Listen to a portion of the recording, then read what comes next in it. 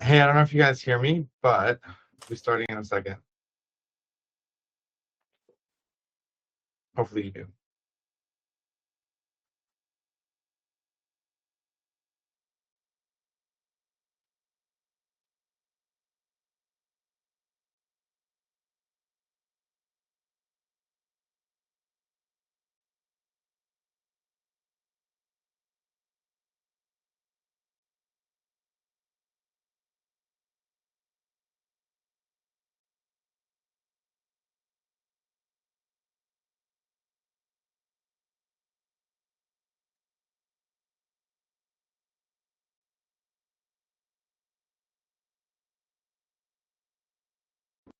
Do you guys hear me? Is it good or not good? I hear you. Okay, cool. Let me just send out this invite to people and then we'll start.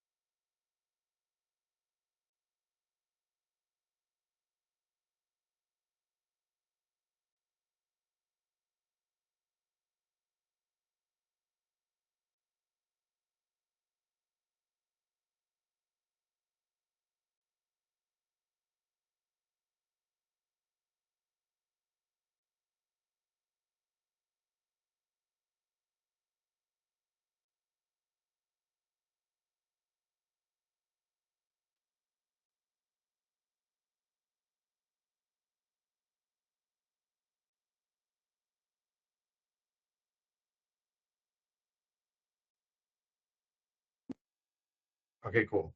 I'm just gonna send it one more place. How are you guys doing? How was Mother's Day?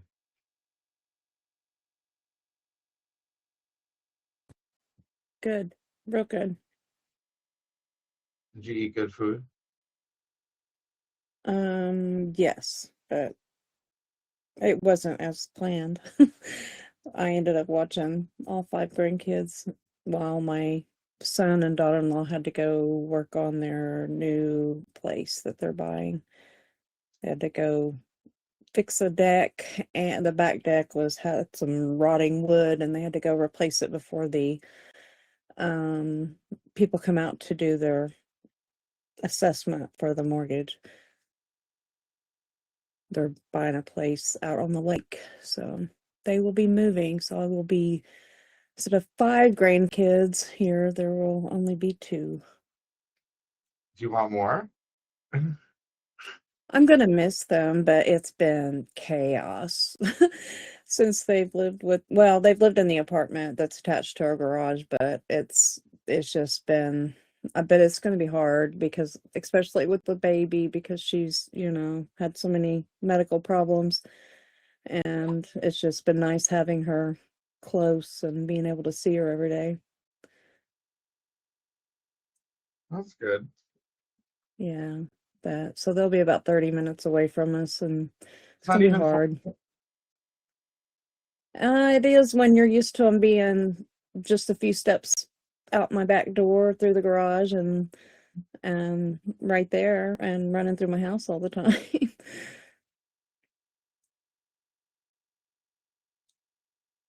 It'll be quiet because my older two grandkids, they're not like loud anymore.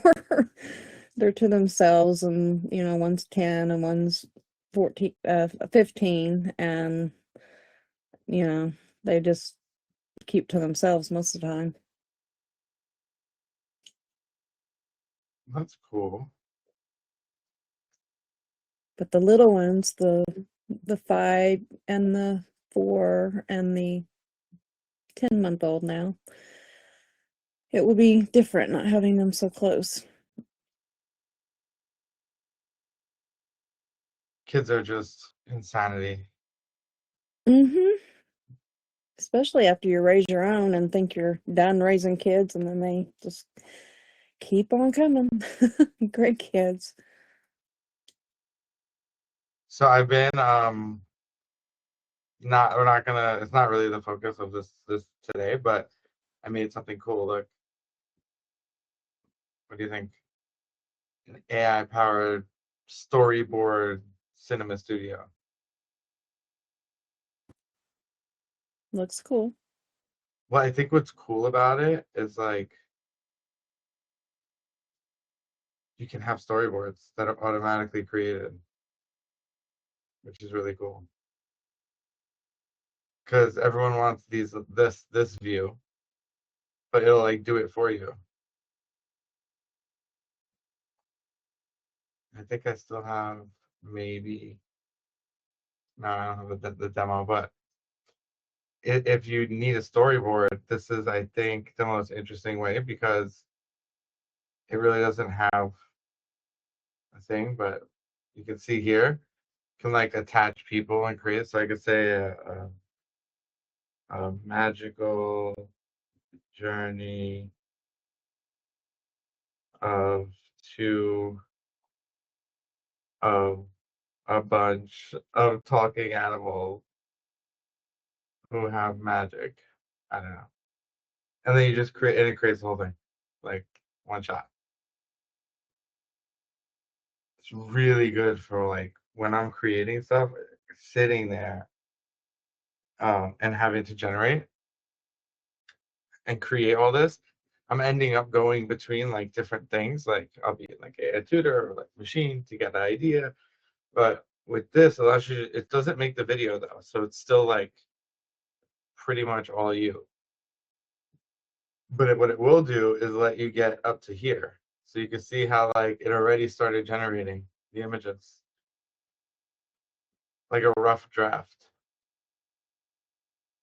And I'll share the other screen with Machine in a second, but I know you guys have Pixio too. And this is live. We're actually testing it live.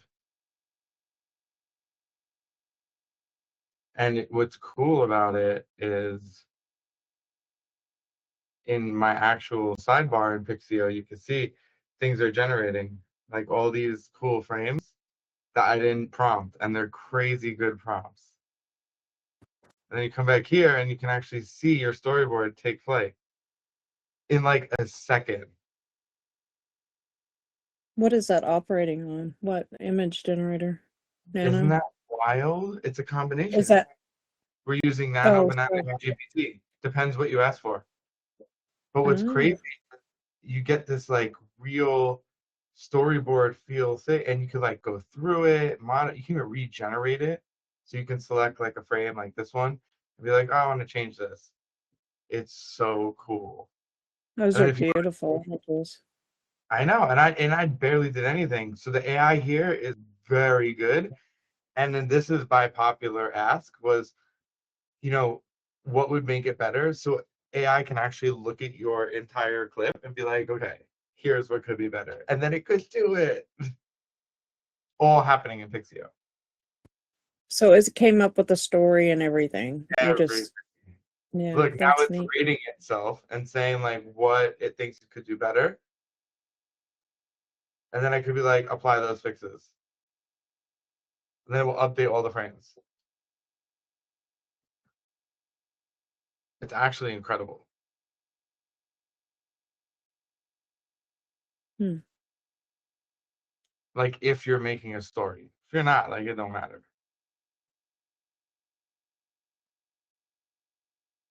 But if you're making a story, I mean, this is like it updated everything just now. And then I could even regenerate all the images if I wanted to. But I just thought this was Um, cool. Like, Ross, can you go in each, let's say in each frame, right? oh And yeah, can you just change things on the fly? Like you yeah. can just, oh, that's open So one of like those. Oh, that's I'm nice. I'm in Yeah. the frame here, and I could Uh-huh. rewrite with AI. I could Or just view write all the yourself. prompts. Well, I could see all the prompts here that it's using. I You could rewrite change that things frame, yourself. Perfect. or Yeah. I could just edit it straight up right here. And see Exactly. if Yeah, I can that's change all. That's nice. Oh my gosh, because what I like here, I'm gonna be honest, but that doesn't matter. This is still powerful, even for me, that doesn't like AI stories.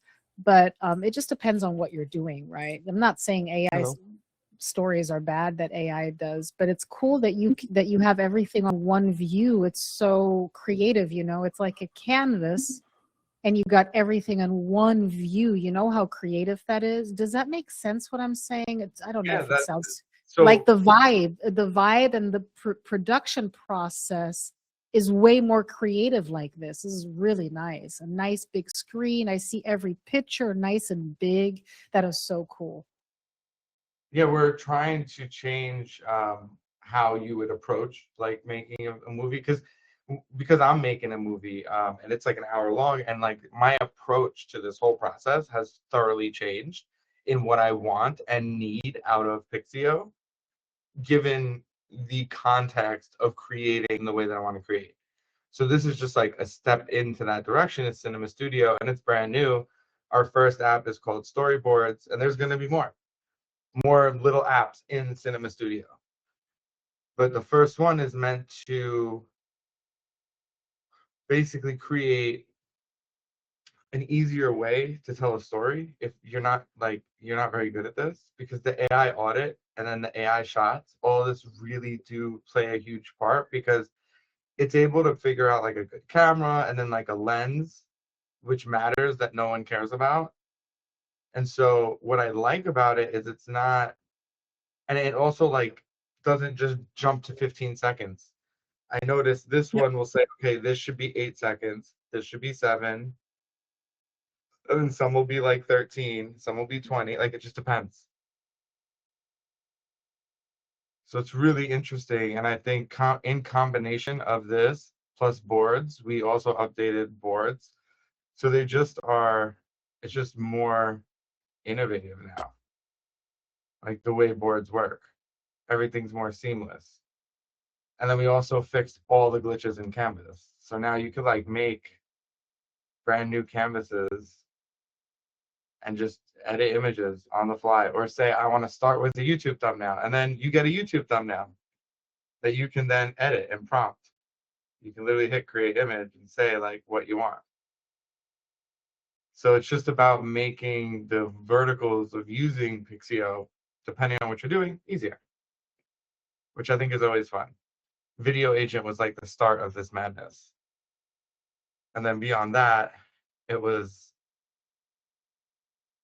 just now coming up with new ideas, which is, and that brings me to like the other thing that I want to talk about, which is like crazy, was today I was, and I know you're here, Valentino, and there's a few other people that were testing this, but I have it just like making things for me in Pixio machine.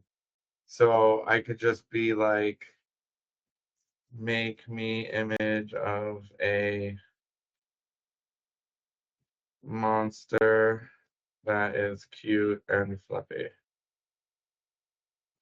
And the cool thing is I don't even need to go to Pixio or do anything. I could just simply ask machine that I want to use Pixio, and it's literally using Pixio right now. You could see it's literally using Pixio and waiting for Pixio to give it the answer. And if I go to my Pixio here, you could see there literally is something generating called a cute and fluffy monster. You see? And machine is doing that. So we're going to talk about how to like do that.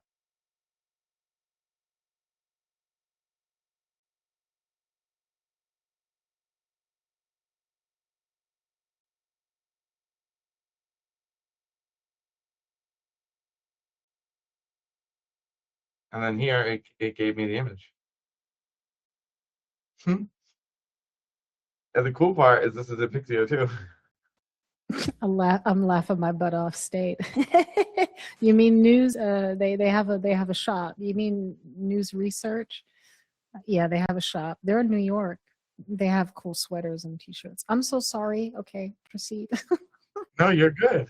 But I generated this from Pixio, I mean from machine. And that's like where a lot of you don't understand how to do this. And I want to show you how easy it is with the new Pixio platform integration and how it could work for you, because it means that you can like create things without even going to Pixio and use Pixio. And this works with anything. But what's really useful is how I set it up. So we're gonna go over like this setup from start to finish and some like new things, because I'm gonna show you something that I did today that kind of blew my mind. I'm gonna walk you through it too. We're gonna go slow. So I need to get a drink. So hang on 1 second. I ran out of my drink. But I wanted to use the agent squad. So I wanted to put it to the test to make a submission. I was going to submit for a TSI for this event. And I didn't need to make like a whole pitch deck. So I had it like invent one. But I'm going to show you like how it happened. I put together a storyboard skill. It's pretty cool. What does it do? It basically like uses the Pixio skill that you gave me, and then like basically creates a TV show or movie or something, and it'll just like go through the process over and over. So you made like your own skill? Yeah, like a skill that uses the skill you gave me, the Pixio skill. Oh, nice. Yeah, so the skills I'm noticing the skills in the machine are super powerful, and a lot of you maybe don't even know how to do that. But like what you're doing, I have another customer that was like helping us, test, and oh my god, it was so cool. Made like a whole website, made like a lookbook, made like 120 images. It's pretty crazy. And I think I know who that is because I was talking to her today. It's pretty wild, honestly. And we figured out a way to make it even faster when you're using these models now. And machine is a monster, I will tell you that. So we're going to go over like best practices with machine so you can understand how to use the least amount of tokens. Because something you have to remember that is easy to forget is when you're using machine to do things asynchronously. So like, good example, make me a sea dance video, and then it's going to pull, right, for maybe 15 minutes, let's say. Or if you did like higher resolution, 20 minutes or 30. And you don't want the AI to keep doing that. How do you handle that, VR? Do you tell it like, don't worry, we'll check in later? So you mean like for this specific thing or just in general? For me, when I do something, I'm not like waiting. I'll be like, send the request, and then I'll look later, or I'll tell you to tell me the status, because it could do that, right? It can tell you the status of a generation. Oh yeah, for the generations, basically, I'll have it put together. Like if I'm doing a story, I'll say, I'm looking for these specific characters. Now give me a decent description for them, and I could tweak the prompting and then just separate them by commas, and it'll just send them all in batches. But the skill ideally would do all of that for you. You just tell them what type of story you're trying to tell. Well, different problem though. So like, when you're telling it to generate something and it's waiting for the generation, do you wait for it? Do you have machine like pull, or do you just like move on and then just check in like a little bit? Like, what do you do? So I have it on the third screen on the side. I basically have the Pixio interface where all the images get stored, and I just like check in to see once they're finished and what they look like. And if they don't look right, I'll stop the generation. Right. Yeah. So like, if you're asking for a batch of, let's say, 20, good practice would be don't wait for all 20 and have machine constantly waiting. Just say generate 20, do them, 3 at a time or whatever, and then you can ask it like, what's the status? Because what I'm seeing happening with just initial testing is when you have machine reach out every like 5 minutes, that's also going to cost you tokens. Oh, I'm doing it directly from the terminal. Like See, that's really smart. So that is a full way around that if you're using the terminal. Because then you're able to just ask for status. yeah, and you see it live. You don't have to. It's pretty quick. Yeah. So when you're using these integrations, remember, if it's doing something, you're being charged. And if it's doing something like every 1 minute, you're being charged. So when you use this inevitably, which all of you will use, right? Because if you have Pixio, right, and you have machine, this is literally a match made in heaven.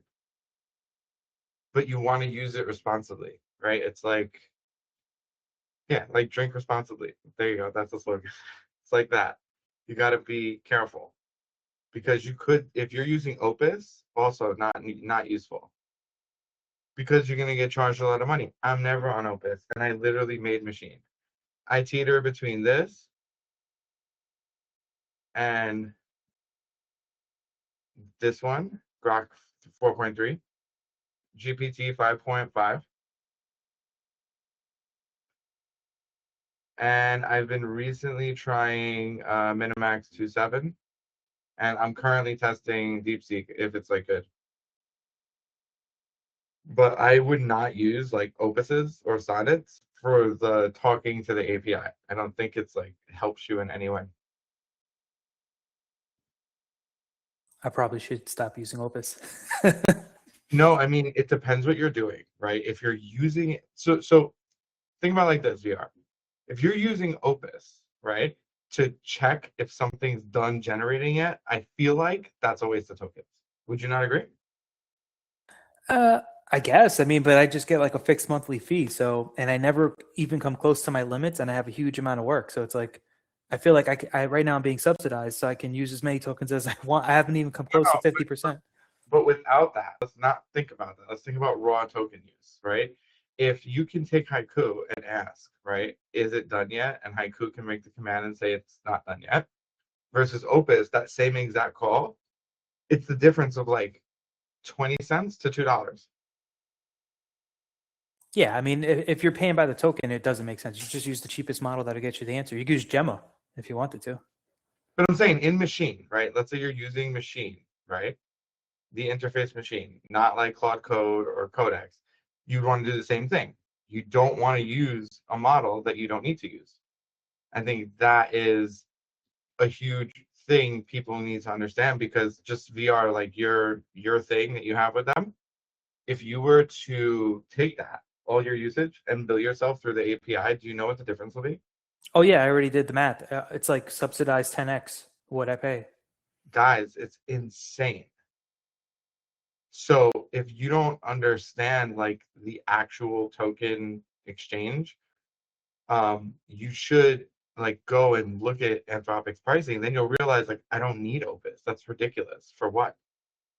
Because in machine, we're just giving you what the actual pricing is. So when you're using Opus, it's market rate, whatever Opus is at Anthropic. So it is shiny and new, but might not be the best option because it's very expensive. So is 5.5 Pro, which is why I won't put it in machine. You guys don't even want to use it. It's that expensive. I'm also spending too much money on C-Dance. So yeah, I need money for C-Dance. So yeah. I don't want to spend all my tokens on other stuff. But even Nick could tell you, I told him the same thing. Nick had what, a 2-minute conversation with 5.5 Pro, and it was like $7. I was like, what are you doing right now? Was that worth $8? Whatever it just said. The thing is, like, you're trying to test something, an experiment, but you kind of give it a very complicated task. That's what my mistake was, but I learned from it. Why don't you guys just run subsidized accounts internally like that you don't sell? So we do have a subsidized account that we use, but he was legit testing our software. You know. Oh, okay, gotcha. He was out here like running a smoke test. He was making sure things worked, but his test, you know, it's small. Wait, give me one minute. His test was small, but it literally he got to a point where it was like finishing. He was like, "Should I let it finish?" We let it. It was like $20. It was worth it. It was not. Okay, what if you had to? Was it worth more than $20? Say it again. I said, was it worth more than $20? Did you think that whatever it was worth it, or are you joking? Hopefully. Oh, that's a good question. Godspeed. I mean, it was like what, 20 pages long? It was like 26 pages of whatever you asked. Yeah, I think it's like if it's for learning, it's worth it. If what you're asking it isn't just like, some random thing, and it's actually And something even when that, you use machine, what do you use? What's your go-to? I mean, I always stick with Haiku and like the And to your lighter point, models. like subsidized is good, of course, but you can't get that necessarily with every vendor. Only some vendors do that. Claude may actually be discontinuing that. I don't know if you knew that. I think Opus and Claude in general is a little bit overhyped.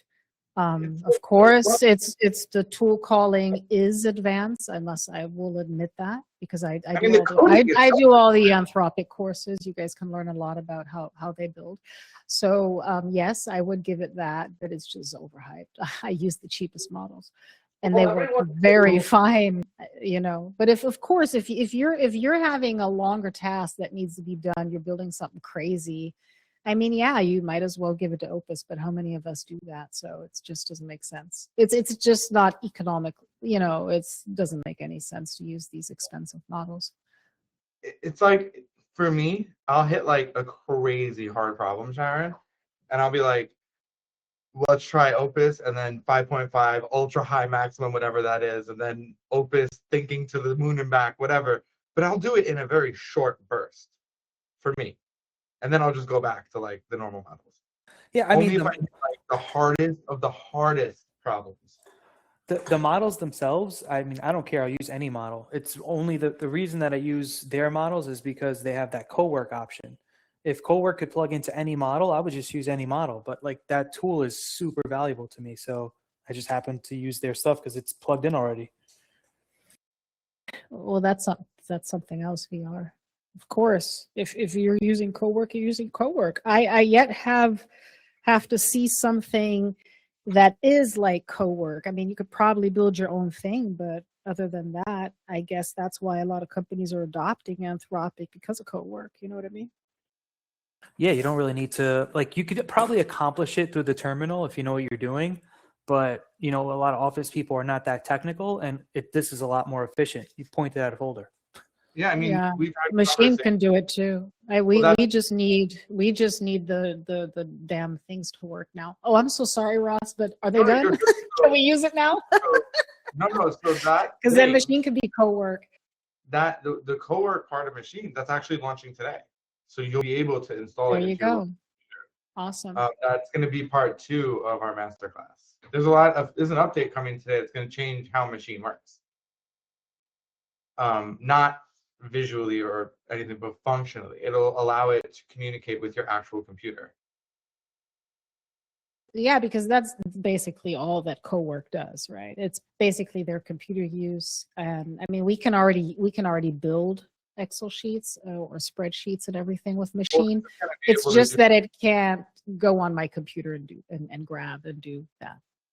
Yeah, I would say like a good example of something that I used it for wasn't necessarily like using the actual computer. It was like a guy had a complex tax thing that we had to respond to try to get a penalty down. And there was like 35 different documents. It analyzed everything, figured out exactly what our response tactic was, created all the documents we needed, and like I was still able to use the computer. So maybe it was computer use technically, and I don't see it, and I'm able to do things while it's doing. So what you're describing isn't computer use. What you're describing That's is not yeah. I took the files from your computer. So if you dropped the same files machine and chose Opus, it would be able to do the same thing. It's just that's the model acting as the model.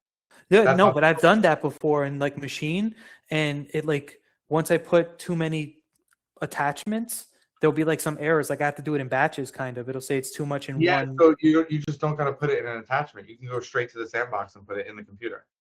Like that would be the move there. Would be if you're looking at my screen, going here and putting it. There's no limit. Oh yeah, well, yeah, I What do you haven't tried mean on the by new one. computer, Ross? What the hell? So I'm sorry. What when do you you mean? upload here, you're uploading directly to the volumes to the computer. Oh, When okay. you do it in a chat, you're uploading to the chatbot first. Oh gosh, well, I never do that anymore. Those days are over. We have a new machine now. Because Yeah, yeah.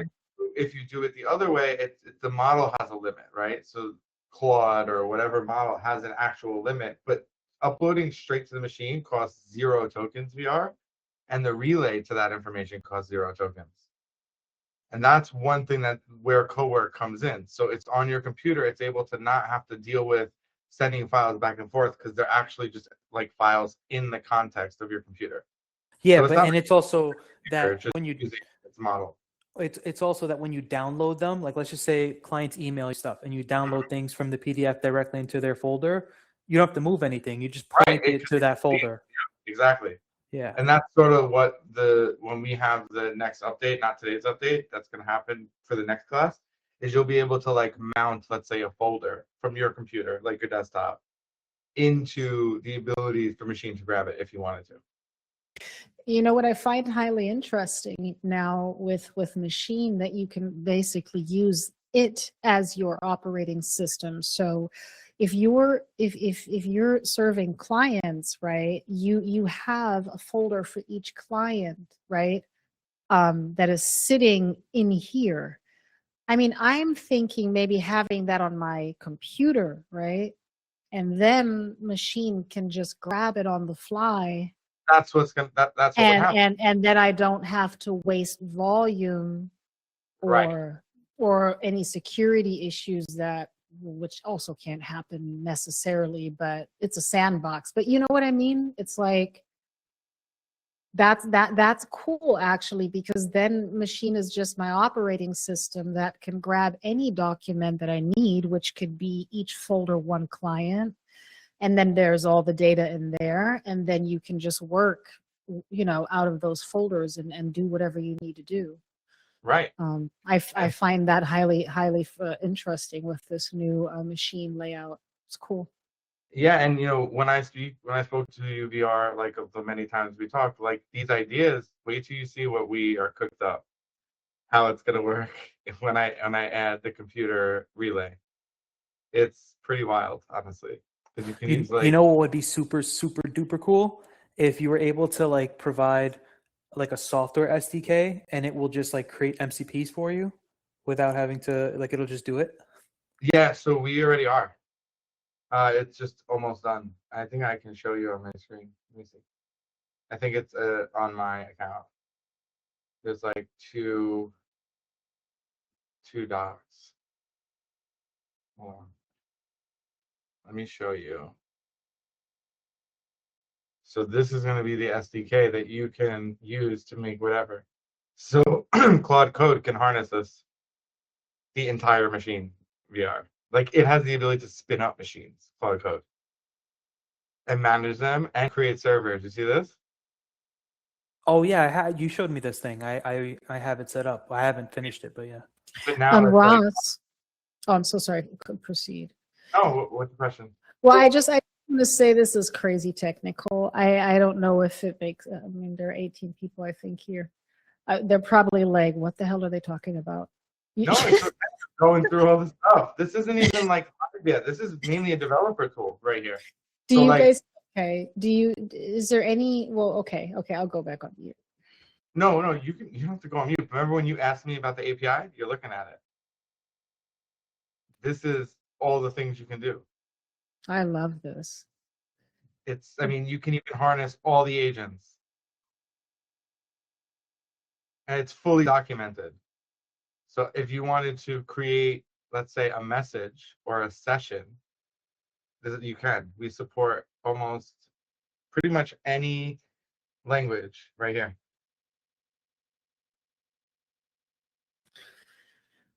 And how long? So, and it's definitely, yeah. This is, yeah. Okay. It's a dumb question that I just had, but the session just opens up in Machine. I can go to it anytime. It's mirrored, Yeah. and then I can control it from whatever device I want to control it from. Yeah.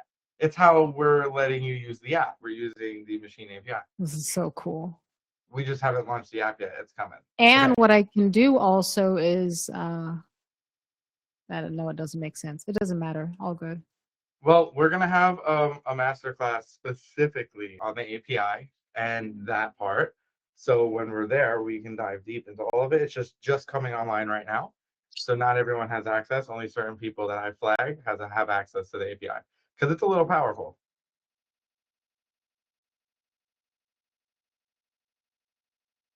But today, we're actually going to talk about something that's really important. How Machine works with you, how you work with Machine, and how Machine works with agents. And how agents work with sub-agents, and who is the project manager?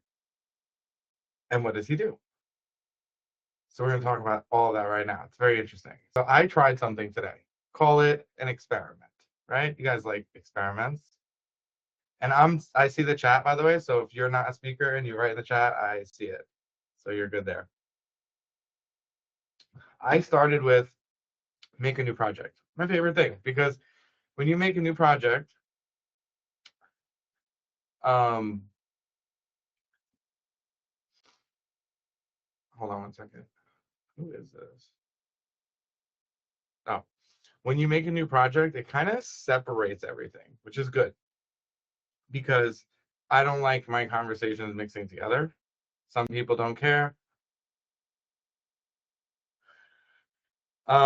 You're funny, epic, and you can tell it not to use Project Manager.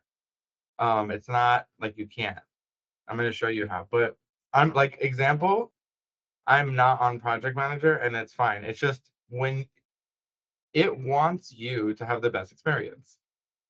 So you're going to see right here where it kind of yelled at me, right? So two things are cool. One, I said new project, TSI. Then it said I do it for you, and I did it. Then it said open PM, right? And so this is where people might get confused. So when you see open PM, there's a project manager involved. And if you click it, you'll see that like there's this whole situation that he's been like talking about. So what I did was he said, hi, I'm your project manager. And I said, okay, I want you to fill out this form for me, which is for A116Z, the startup fund, and research CSI. So it did that. That was good. I gave it to founders. Good. It filled out the application. And this is where it got cool. So I told it that I wanted to create a presentation, right? Like a pitch deck. And it was like, okay, cool. And then it figured out a bunch of stuff. And then it was like, I was yelling at it. And I'm like, what are you doing? I even cursed at it, right? And its maker, did not understand what it was doing. This is so funny. You guys are going to laugh. And this is what's important. So you see how it said like I did it. And I'm like, but wait. Where did you do it? Like, how did you do it? And then it said, I go to files, right? And then I go to the folder and it actually did it. But here's where it gets interesting. Where did all that correspondence go? Anyone know? Let's see who's really good at machine. Where's all the back and forth with making the slideshow? It's in the sandbox, isn't it? In the folders in the back. It is, but where's the back and forth? Where's the message? Like here, he's like, okay, I'm doing it. I'm assigning it. I'm assigning the, and then like I stopped here because there's more to the fun story. But I said, really dial this in. I don't like it. Right? I said, make it godly. Because it was like a very basic version. I'm like, I thought you had like a team. I'm like, where are your team at? You know? And then I switched. And then all of a sudden, the agentic awesomeness happened where I'm in confusion. It's like I'll spin up designer and I'm like, oh, you're making agents right now, like on the fly. So I'm not used to interacting with agents in this way. So now that I think about it like this, I won't be confused. Now, if I go here, this is where it gets crazy. Look, there's new people that I did not create.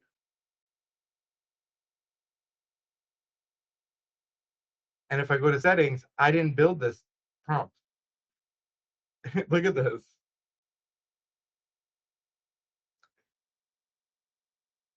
So this new machine and the ability for it to figure itself out is so crazy. Because let me show you a little bit further down in that conversation.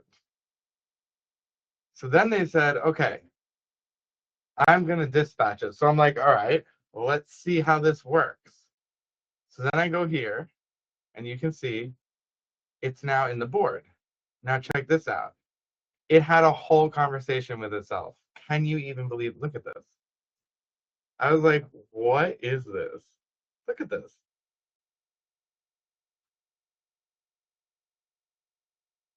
And then the project manager creates a ticket for the designer and assigned him and sends designer, let's go. And designer's like, okay, I did it. What do you think? And then he's like, engineer, we're ready. And then engineer is like, PowerPoint shift. PowerPoint shift. I'm going to install Playwright, Python, and Pillow. Okay, pipeline. Engineer, move to review. Project manager, reviewed. Engineer, design locked into HTML. Your turn. Shit, go. Engineer, move to progress. Progress manager, done. And then he tells Ross, it's done. And I'm like, what? What just happened? And then I go there. And it's literally amazing, people. Look.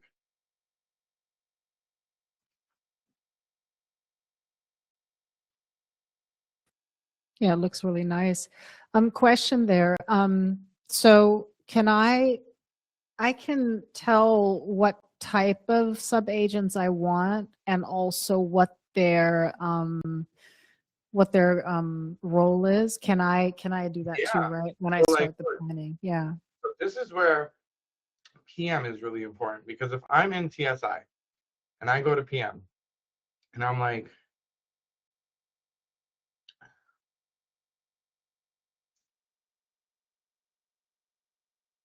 hold on a second, I'm getting an email. Let me shut it off. Taking over my screen. So what I'm going to show you is the process behind how this works. So I'm going to say, hey, dude, and hopefully he's awake. Wake up. Okay. Now I could say, add someone to the team.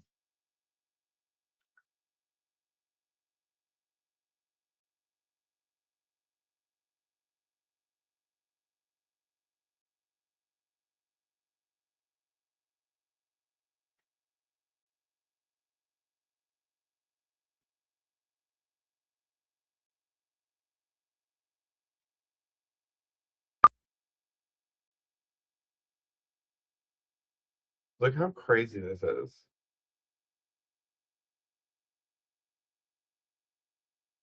It's like a whole situation.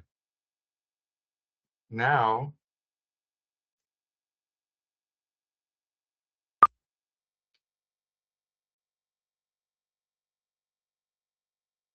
is he done cooking?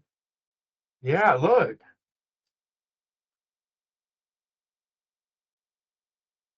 See, does he show up here yet? Not yet. He'll show up soon. Okay, so he's an agent now. So I could say list team members. Oh, can I just say something for everybody that's using CDance? Because I was getting on everyone's case asking questions about the audio thing, right? Because I used to do every clip and record each audio with 11 Labs. You don't have to.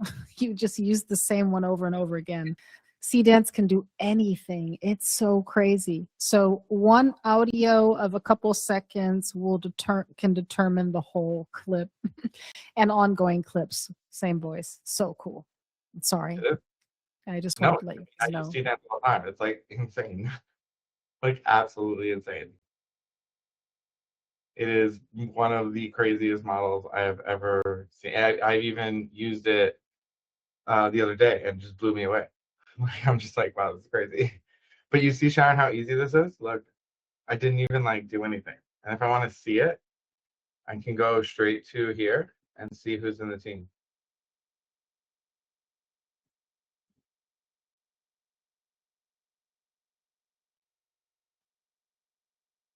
And you And you can can, set the model per agent, like per sub agent.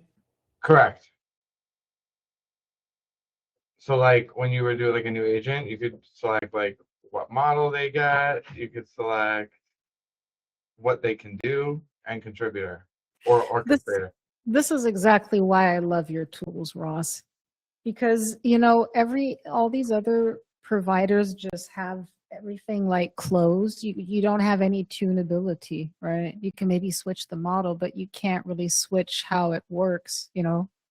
So that's why this is so valuable for everybody, because it's just you can customize it whichever way, and you can customize it to the smallest detail. So that's really cool that you're allowing us to explore it that way, because we learn more through that. You know what I mean? Everyone could literally have a board of directors now. You It's could the put out, craziest thing. I yeah, know. and you could have them. Every person in the board of directors give you specific reports for business decisions, and it's like different roles.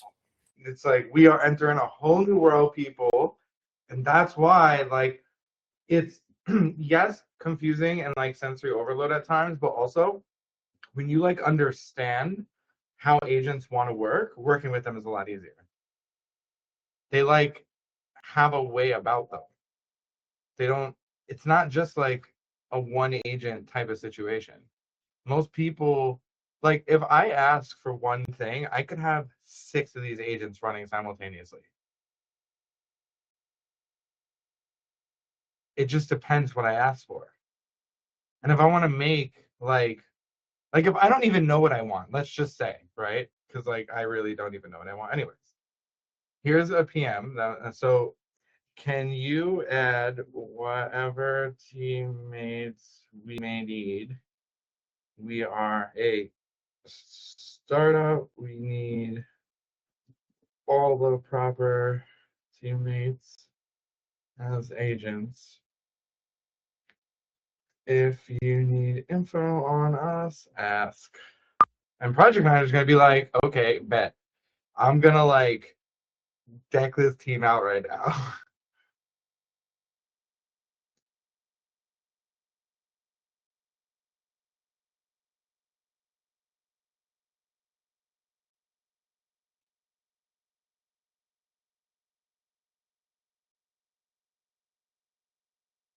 And then it has the ability to take like look at this.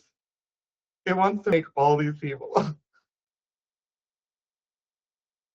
kind of like it.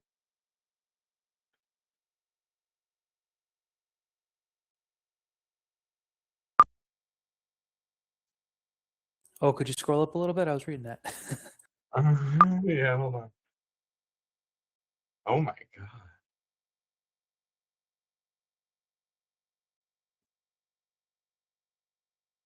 It's so cool. It feels so take over the world-ish. It's so crazy. I like it. How, I how like it. much more tokens are you burning? I'm not actually, because I haven't done anything. Remember, they're called asynchronously, right? So let's say, let me pin that.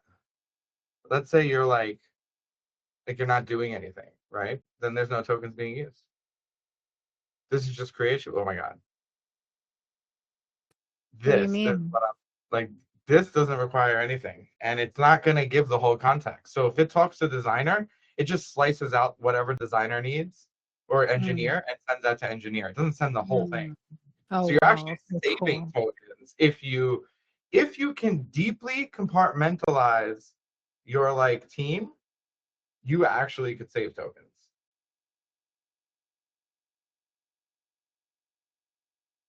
Believe it or not. Do they stay? So after the product manager creates them, they just stay forever? Yeah. Or, okay. They And you stay can in call them for other projects or what? Yeah, but the important thing to know is that it's um it's not global, right? So it's per, hold on, legal data, did it It's finish? per project. Yeah. Now, if you want to do global, that's different. That's a sub agent. This is like a sub agent. You know what I mean? So these agents exist only within the context of this project. If I go to like Pixio work, another project I'm working on, they don't exist. You see? So if you're working with a client and you need like 17 agents for that particular client, it'll just stay in that client. Does that make sense? Well, I mean, just in that project, right? You can just have it all in one project, right? Or is when you go on project manager, is that a complete different place? Or how does it show up So there's in different the projects. machine? So like if I go to a different project, I'm going to see a different team of people. But if I'm talking about like when I'm just randomly talking, not in a project, these you can make these are sub agents. The other guys inside your project, they're a little bit different because they only operate in the context of the project. So okay, I understand. So if I really wanted a sub agent, I would have to create that individually, apart from project manager. Okay, I understand. And then But other than that, it just happens, you can just create it intuitively when you're in the project. You just do your project manager thing. well, the Okay. thought process behind this, Sharon, is well, if I finish a project, right, and I don't need like these 20 agents anymore, they shouldn't be a part of my everyday global system. Like I shouldn't be talking to machine all of a sudden like customer success from like this other project like 8 months ago I wants to answer. You know what I mean? So if you want like a global sub agent, you could just say, make me a globally available agent, sub agent called What, code review. yeah, can I ask you, what would you consider a sub agent? Let's say I do coding stuff, right? And then where would I create a sub agent, like something that pushes something to GitHub? Is that a sub agent? That's a skill. So like anything could do that in theory. Exactly. Yeah. So what do you consider a sub agent? Sub agent will be someone checking the work, Yeah. validating, debugging. Yep. Things that would be reused project to project. So like if I feel like if in this TSI project, if I feel like I'm gonna reuse designer a lot, I because understand. sometimes it's Yeah. bad at designing, I can go make a global sub agent, which is different because it means that like, so just so you understand, Sharon, for your like context, designer, right, and project manager technically could use project maintainer and worker. Do you understand? So that's why they're different, because a team agent could use a sub agent. So you could add like debugger as a global sub agent. So every team could use it. Yeah, but the problem is with the debugger that it just doesn't make any sense for me, because every product has a different architecture, and then you need a different sub agent. You can't use the same debugger for all across all projects, right? Because how do you teach that sub agent? With a skill? Yeah, it would have the context of your individual project, and the idea behind creating that debugger would be that his sole purpose is to find these issues no matter what project he's I looking get at. it now. Yeah, now I understand. As you said that VR, yeah. Now I get it. Like what he just said is the Yeah, important yeah, part. yeah, You yeah. have I to get understood. your current context of your project. That's relevant. Yeah, a light bulb just went up. Yeah, I understand that, because it happens out of the project. So that sub agent is so Well, then I asked myself again, do I really need a global sub-agent? I don't know. I'm kind of confused, but I think everybody will figure it out as they start to work with it. So I you think don't everybody will find their personal way of I doing mean, it. it's true. You don't need anything. The ones we created for you are the ones that are absolutely necessary, right? You need someone to orchestrate, someone that's a worker, and you need a PM and general. And so we included those. But there's other ones that, maybe if you go to machine to build your CDANS prompts, right? That doesn't really need to be a project. That could just be a global agent that helps you write better prompts.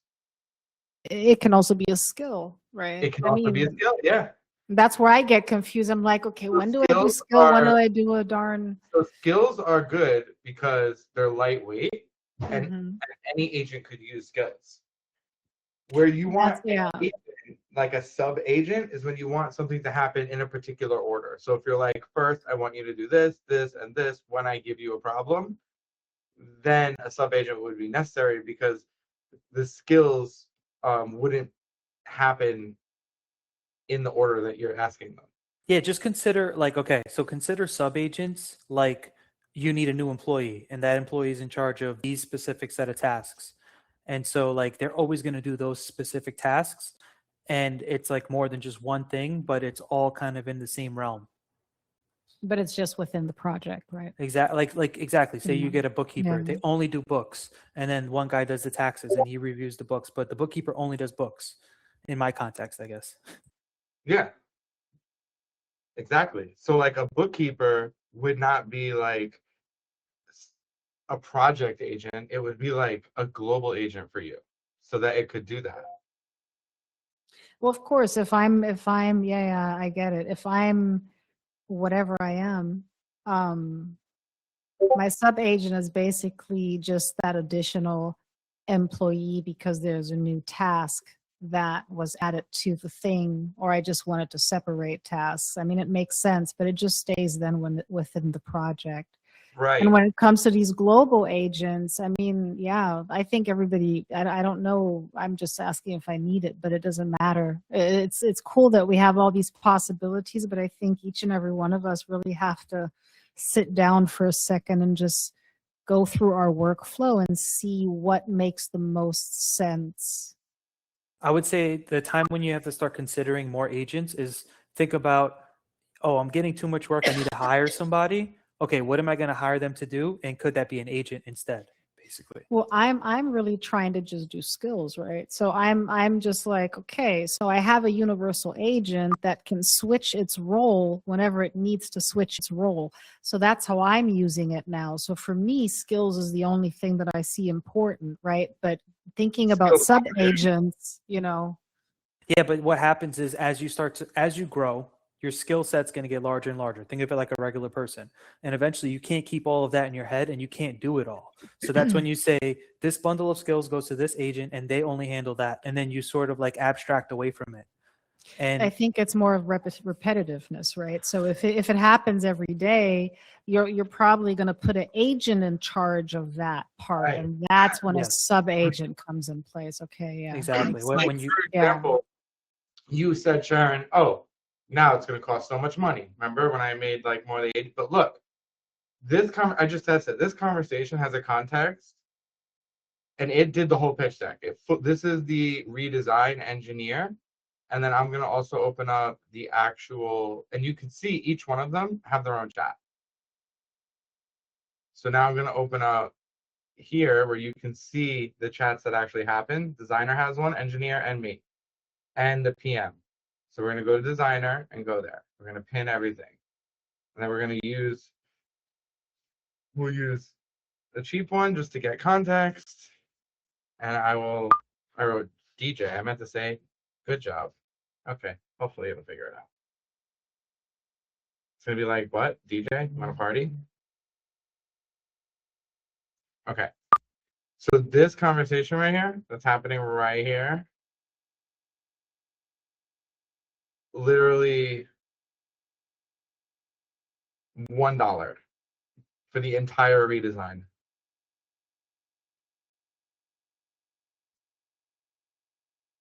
And if I had that in the same session as the original chat, that would have been 200,000 tokens plus. But it's not. And so separating it allows these 3 chats to exist in smaller context and the PM to read them. Like you can literally say, what's the last thing engineer and designer did? And it can actually go and figure out like what they do recently.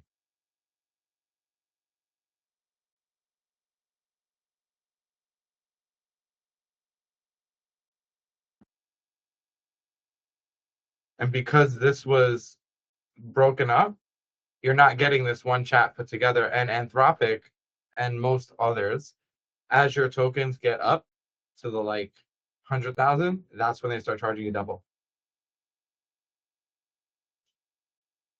So that's where this actually does allow you to save money, believe it or not.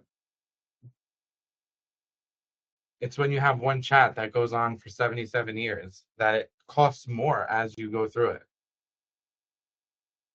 If you speak to anyone that uses AI all the time, like even me with Codex, I start new chats more often than I continue. It's just so much better. Yeah, that's why you have to have like a good handoff protocol, so you don't just like destroy the project.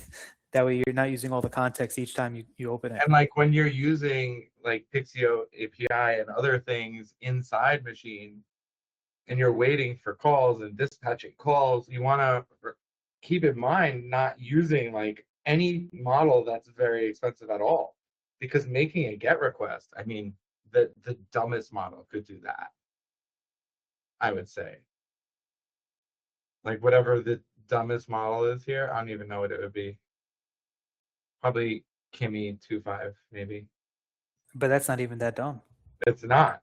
But at the grand scheme of things and like price, it's like the cheapest. I won't say dumb because it's really truly not dumb. That's like dumb to call it dumb. But if you guys don't do this, it's a handicap, because this is such an insanely cool way to use the machine, because it exists. Like you can literally have an entire board of directors, like you said. Like one thing I'm going to use for this for sure. Like I'm definitely using this whole little team I'm creating in this demo. So you think it's a demo? Kinda, but it won't be, because I'm going to actually use this. And a small team for GTM and outreach. Let's see what it does. So cool. See, this is so cool. Now the question becomes, when they do anything that actually touches the outside world, you have to wire them up to whatever that communication is, right? Well, it can auto wire itself up using like pipe dream and things like that. But you need to like give it the credentials at least. Yeah, I mean, you can put it in the EMV. It'll see it. Do you have an ENV for the whole sandbox? Yeah, how cool is that? Look, Oh, I lied. I mean, I didn't lie, but I went to the wrong place. So this is the ENV for the entire workspace. That's one thing. But then check this out, VR. Inside this little team you got going on up in here, they have their own APIs.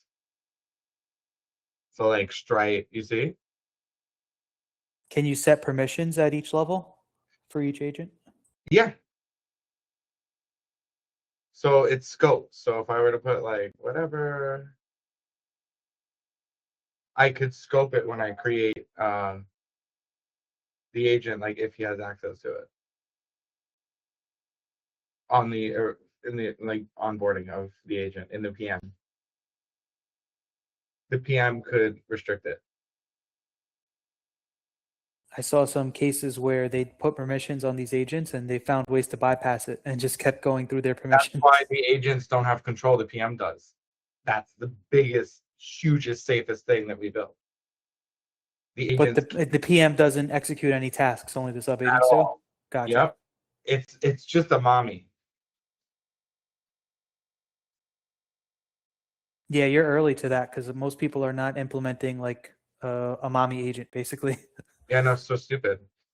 You have to.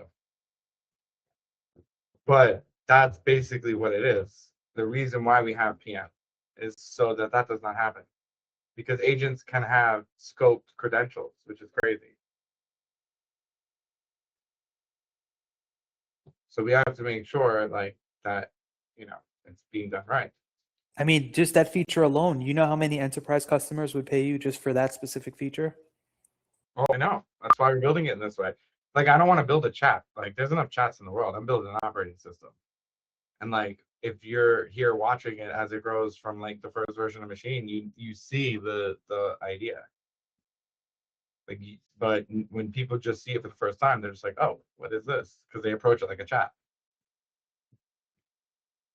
I don't think that part is highlighted enough. That needs to be like one of the main selling points here. I know we're redesigning the front end for this for that reason. Like the new pricing is launching Monday. Everything's relaunching. There's all these new pages on the website because it's really important to understand what is an operating system versus a chat because it's really different. Like it makes choices. It makes decisions. Anyone who used Machine 11 can see that it can make decisions. You know, it'd be cool if you came out with like a disk or something or USB that when someone buys a computer, they can choose machine instead of like Linux or or Windows. I mean, technically, it could because it is Linux. Hey, you should do that. Technically, it could.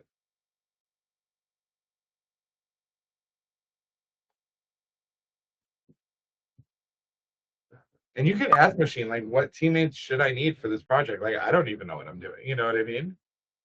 And it's saying like, oh, here's what you're missing. This is good. Add all now. Yeah, I love this new machine. This is like the craziest feature I think, and underrated that you can just ask for your team. I don't think you guys like are fully like, you're seeing it now, but like I don't think you fully grasp this whole idea that like you're literally creating a team. And like not just any team, like it's your power team, whatever that is. It's the Avengers. It's your Avengers because you are a part of your team and you got to fill out the parts that are missing. And so I urge you all to fill out your team. Wait till I show Nick people on our team. Look at this, Nick. Look at our new team. How insane is that? Yep. Anyway, we could have this thing code itself a wake up symbol. Like if it hears a sound like Siri, you clap your hands and it like says, "Hello, I'm Jarvis, ready to rock." I mean, technically, probably because it has voice in. You got to do that. Maybe on the app. Now, what's cool is once you do this, guys, the PM can engage them all. So you'd be like, okay, who's on our team now? What can they each do? Are they gonna be bad? I think it would be important to say, have everyone from the team ask me questions that they need for their job, so that way you can kind of dial them in a little bit better. I love that.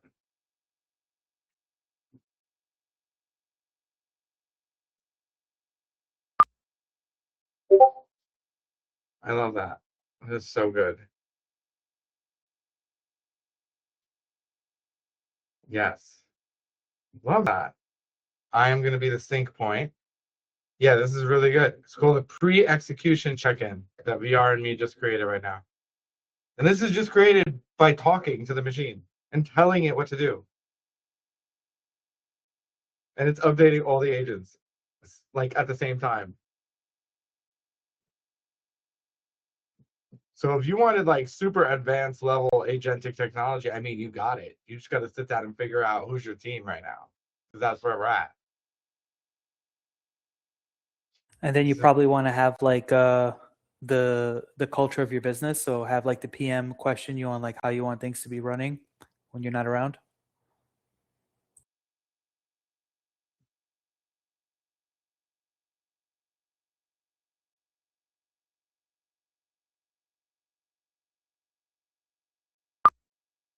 Look at how crazy. Ready to cut the first ticket. He even talks like a PM, like a high-powered tech person. Doesn't even talk like a regular agent. It's Is one there thing I like, is there a noticed. board of open tasks that you know they're working on? Yeah. So you would just go to your project, and you would see here.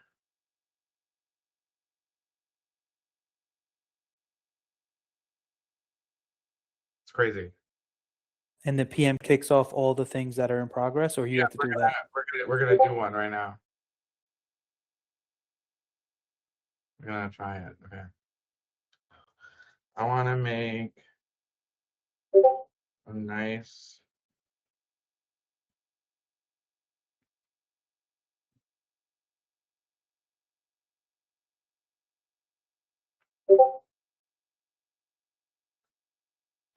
You know what you should do? You should have this thing create like a t-shirt company and just see how much money it can make on its own. Have it set up a Teespring and that's it, and sell it.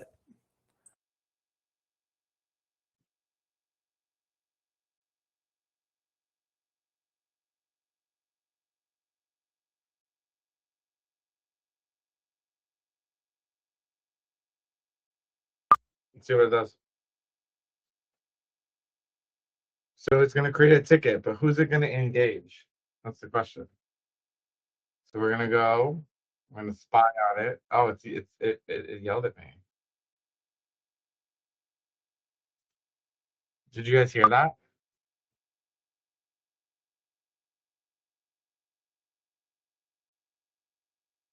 Okay, it created it, and it pinged content.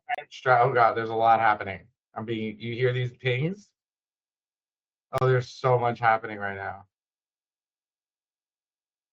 Okay, what's he saying? Ross mentioned. Yeah, look at this. They're talking to each other. Before we say how do we have. Okay, so then he's talking to me in our chat. Let's go there.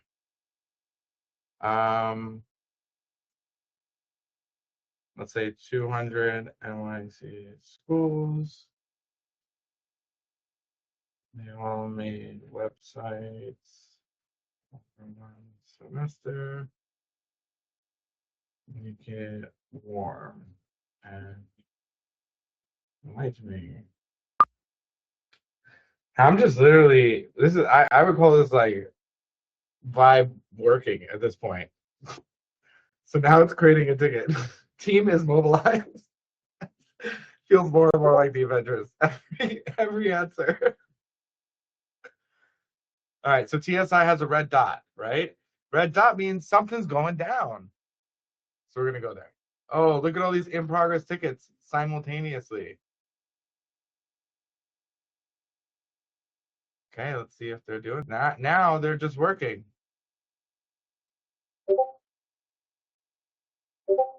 This is so crazy. And so the PM is there to check in with them.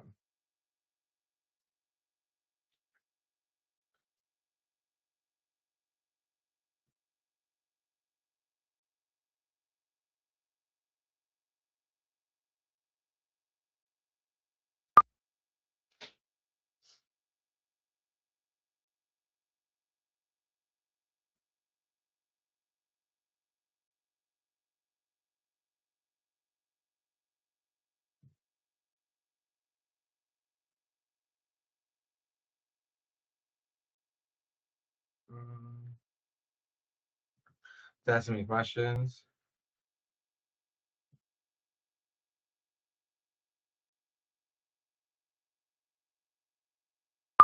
So the PM's asking me, telling me like he needs information. She's adding it. This is so crazy. The team is locked in. And now you're not using token, Sharon.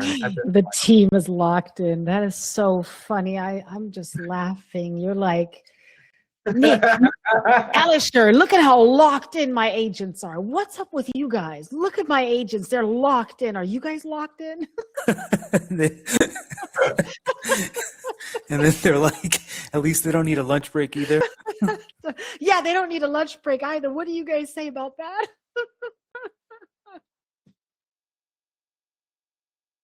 Did you And guys so see all the clip on not on Instagram, here on X? Oh my gosh. A mother and father sit their children down and say, "I'm sorry, we have AI now, so we're gonna cancel our relationship now. You guys are now fired. You guys are not our children anymore.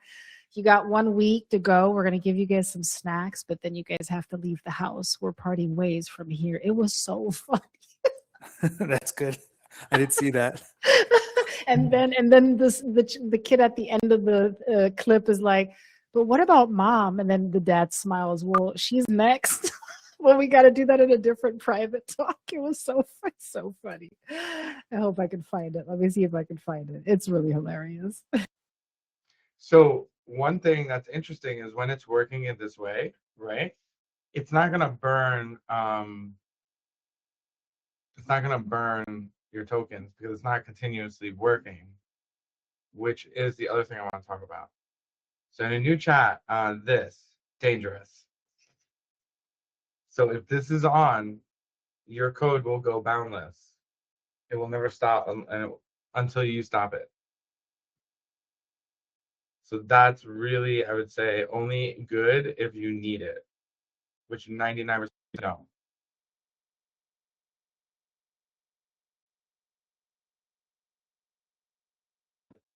So be sure not to turn this on because you will see a jump in cost. And that also goes with Kramer. So by using these technologies, you're like going to see a jump because it will continue to loop in itself, if that makes sense. Oh, that's like that's like the Wiggum. The Wiggum. Why is it called crema? Oh my gosh. I don't know. Anyone know? It's a German name, AE, or Swedish, or yeah. But is it like a Wiggum loop or what? It keeps trying and trying and trying. I will look it up in another tab. Hang on. What is Kramer loop?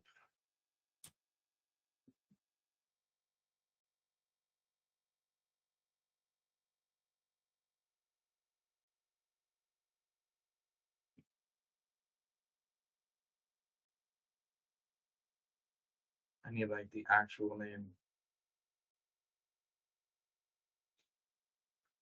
Oh, I spelled it wrong.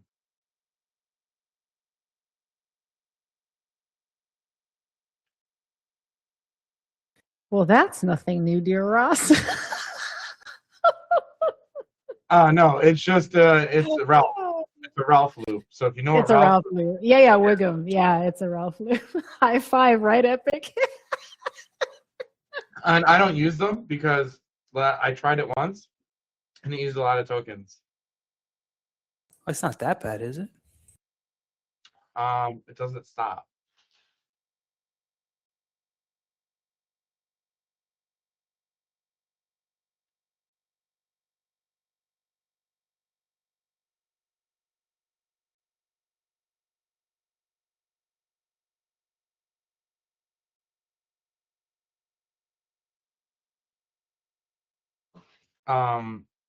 So if you leave it overnight, you will wake up and it will not have stopped.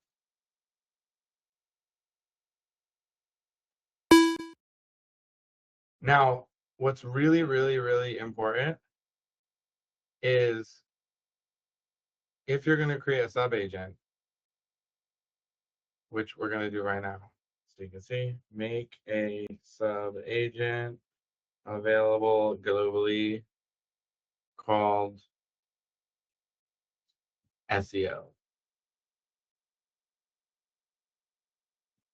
And make it an SEO agent to help me with SEO. So this is a little bit different. This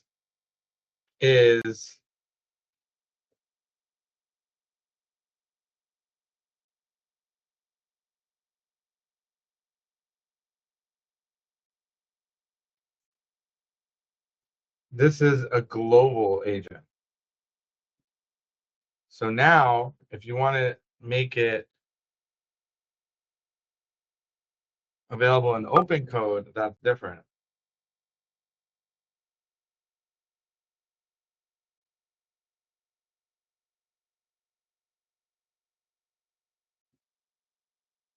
You see how it's doing something totally different now?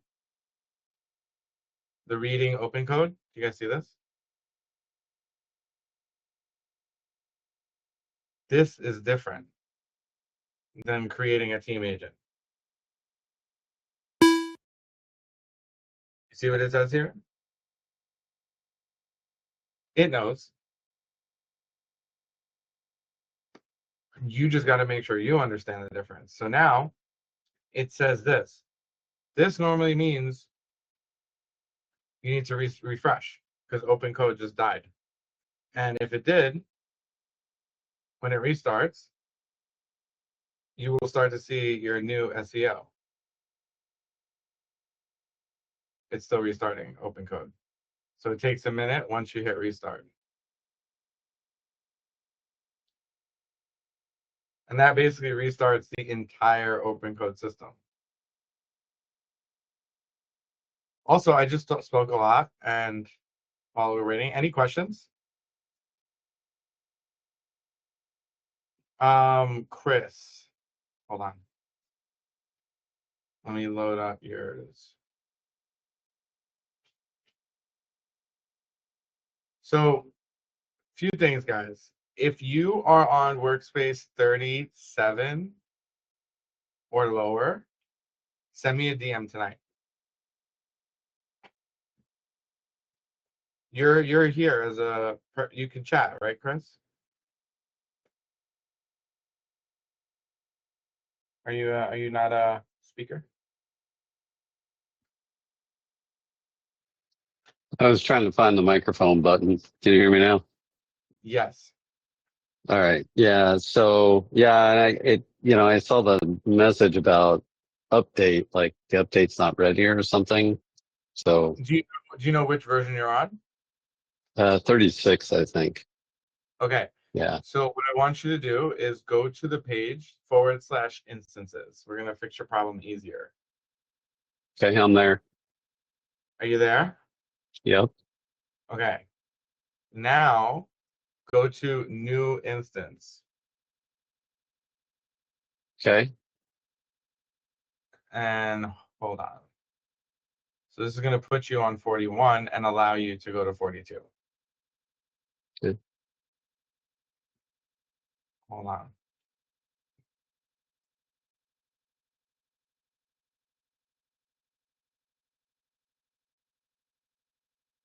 So go to,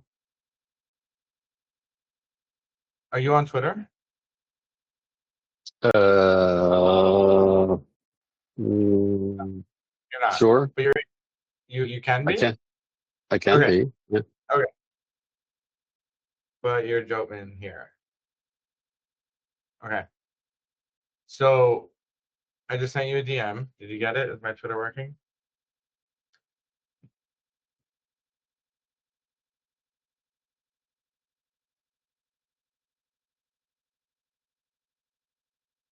If you didn't get a DM, let me know, because that means I gotta do it from my phone.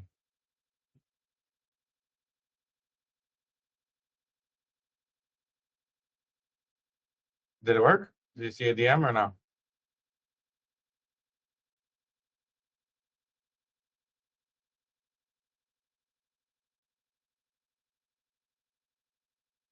Do you guys hear me? Is it me? I can hear you. Okay, good. So, Chris, check your DM. If you do get a DM, let me know. And then I'm gonna have you get a new machine. And I'll log in to your account and make sure. But I don't hear you anymore. So that's the thing. Also, VR, we added upload to the API. Nice. So you can upload.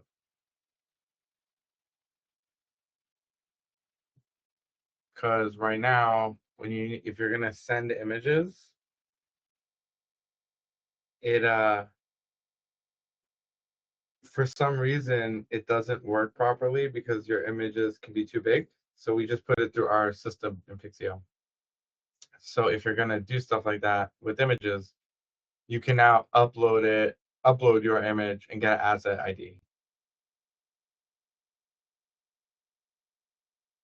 Oh, I just ran that Pixio storyboard skill, and it's making me like a short film.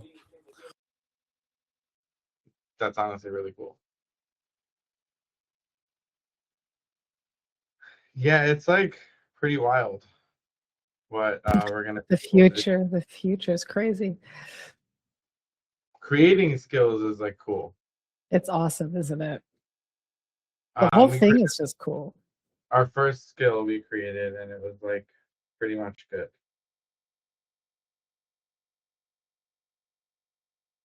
Also, I don't. Oh, you're back, Chris? You just like popped back up.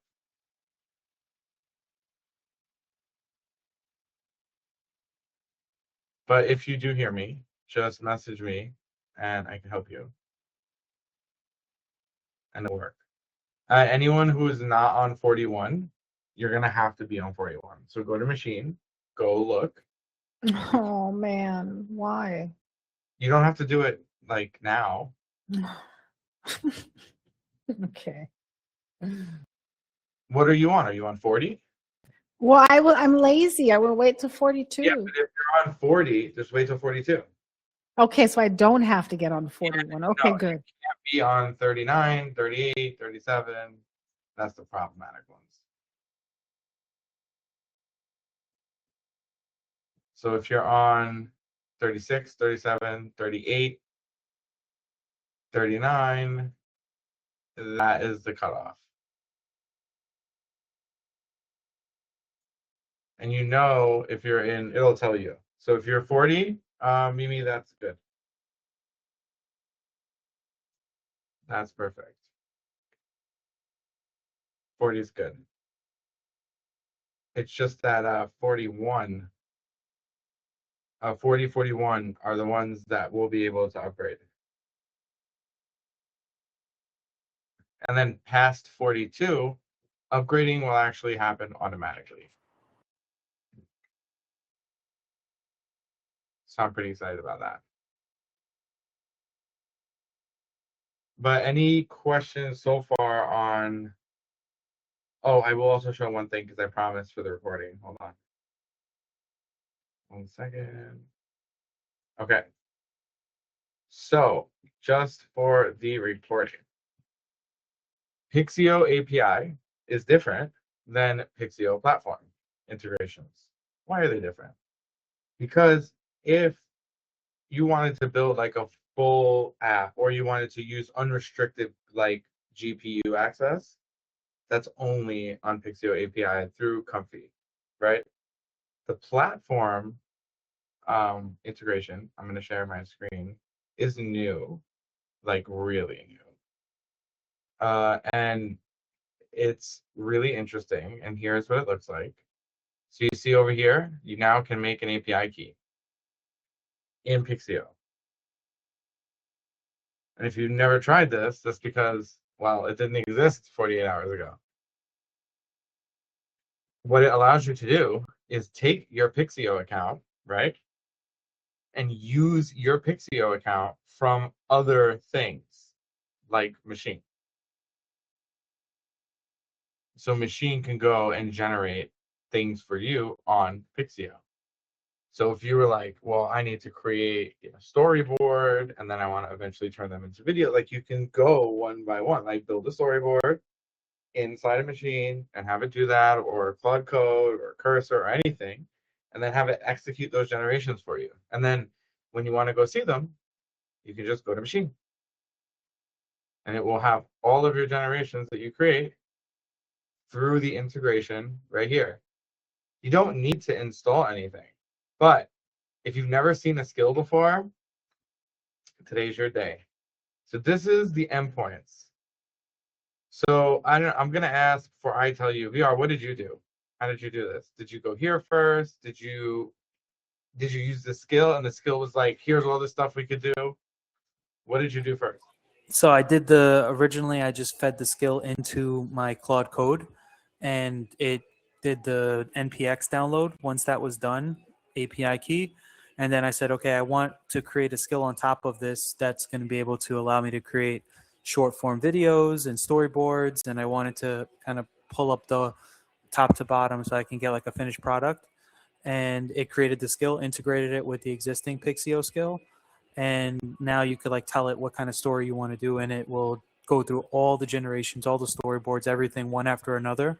It's pretty cool. It did like 20 generations just now, and it did like a video. Insane. Did you tell it like specific like were you like, did you go here and you copy it like this, or like did you just tell it like, oh, go find nano banana or a fly? Like how did you do that? Did I you ask said, for it, or what you have to do is rank every single model based on its effectiveness for the prompt and use the best model for whatever outcome I'm trying to achieve. interesting. Cool.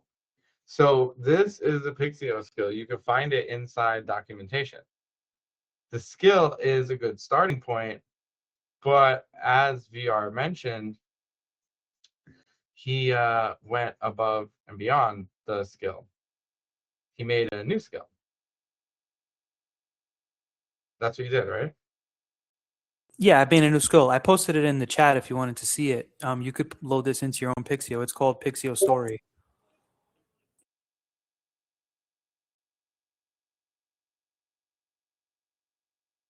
That's honestly really cool. I wonder if I can just add story to our skill. You should And be so, able to. It calls that skill though, so you need that original skill, and then it calls the Pixio skill to do this. oh, it's so cool. I think, do you guys have any questions on like what skills are? Because I was thoroughly confused for a little bit there. If you have questions, I'm happy to answer them. I definitely understand the difference between an agent and a skill and where they're both useful, because they both are innately useful. Because for me, creating a skill is really easy versus, telling the same story to the agent over and over again. Because that's essentially what you do. I wrote an article specifically about this on X. I mean, it tells you when you need a skill, when you need an agent, when you need a prompt. Where's your article? DM it to me. I was about to Yeah, I'll say, send it to you. share it I, with I, us. I, I sent it to you, Sharon, but I'll send it to Ross as well. Okay, yeah, cool. We'll send it to everybody. Everybody. Just post it in the group chat. Yeah, that would be great. But I think it's really useful because it's lightweight. I think is the most useful thing that I could see is how lightweight it actually is. Because creating a skill and This is really creating oh, like great. an agent is like very different because skills are like reusable and agents are like kind of specific and have like memory, which people want, and I think everyone's just they got it wrong because you don't want memory. Memory messes with you, honestly. You just need context, not memory.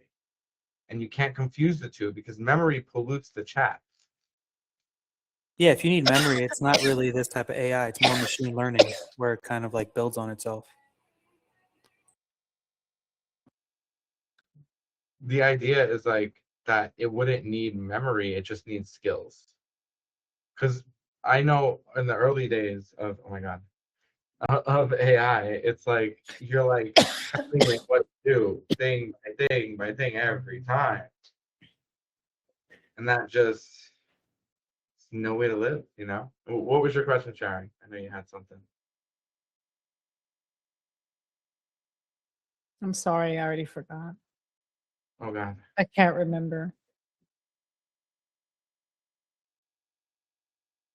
It's been only 2 minutes. I'm sorry. Well, I'm doing 10 things I just reshared. VR's article, so I was busy. But isn't, I mean, this is the future, right? I mean, we think about apps and stuff, but I think we have to think a little bit more about how will our agent be able to use the thing, you know? I think that's kind of more where we should be focusing our efforts, I guess. Well, things are just going to change. Things are going to become easier. They are going to become more cohesive. And I think the idea of using these agents to help us complete tasks are cool, but using teams of agents is even cooler. And I think that's what's happening next, I would say, if I had to guess.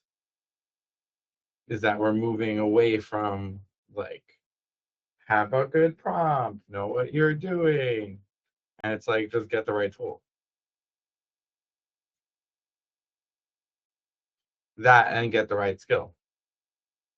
Yeah, I don't agree 100%, but yeah. I think we all Well, should there's yeah, nuance is was not there, and that's where we come in. So a well, there's human has to now learn more creative problem solving because the AI yeah, of can't course. do There's that, still you going to know. be that. I'm just saying we won't have to like, you won't have to go Google a prompt to do something. You know what I mean? It'll be more I like just Google a skill. I think no, I don't think that.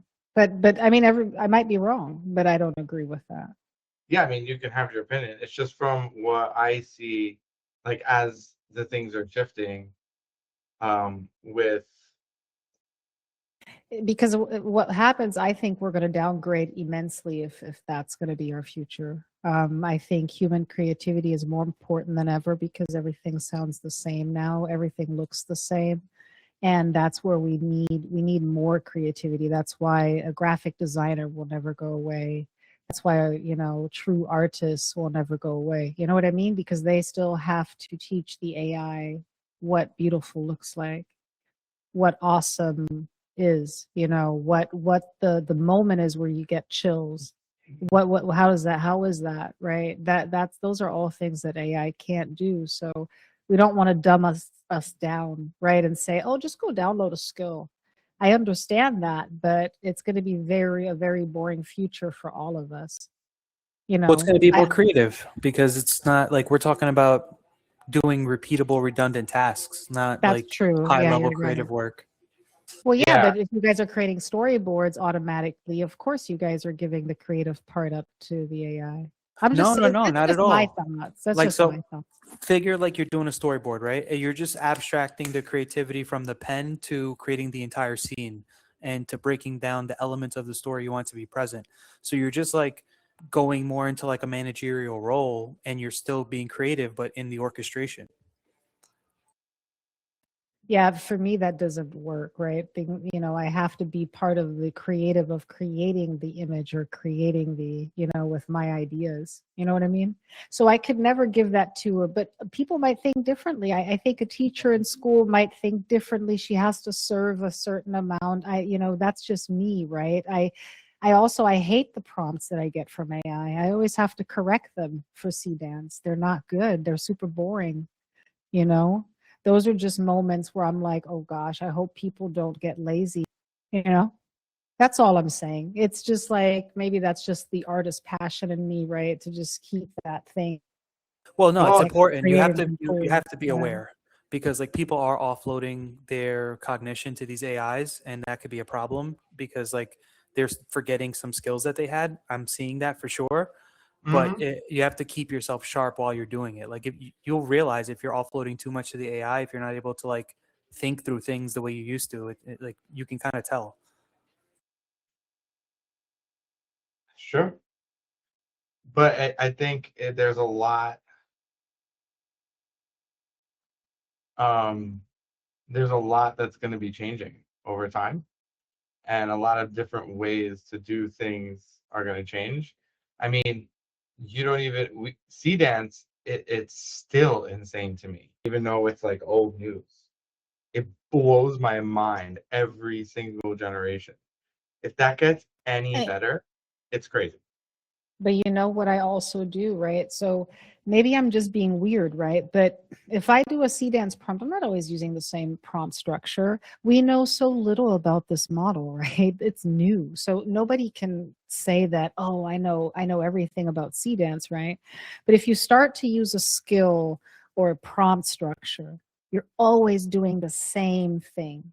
But what if you would say, oh, on Monday, I'm going to try this type of prompt. Okay, Tuesday, I'm going to try this type of prompt. And then Wednesday, this type of prompt. You know that they all yield different results. And Well, then we're back in exploratory territory. But if you're doing work, that's something else. But I just, when it comes to the creative process where you're creating something meaningful, not creating an Excel sheet. I don't think we don't think about like we're going to create a meaningful Excel sheet, right? We're just going to do it because it's part of life and part of work and part of being efficient. But when it comes to creating images or videos, I just think that it's different. It's just not the same. well, I mean, you're right, and to a degree, but like before AI was around, people were creating really complex Excel sheets, right? And they'd be like, "Oh, this is going to help someone do something, make my job easier, make my life easier." And then things started getting automated, similar to like how artists were making things by hand or digital artists, and now they can just prompt their way to it real quick.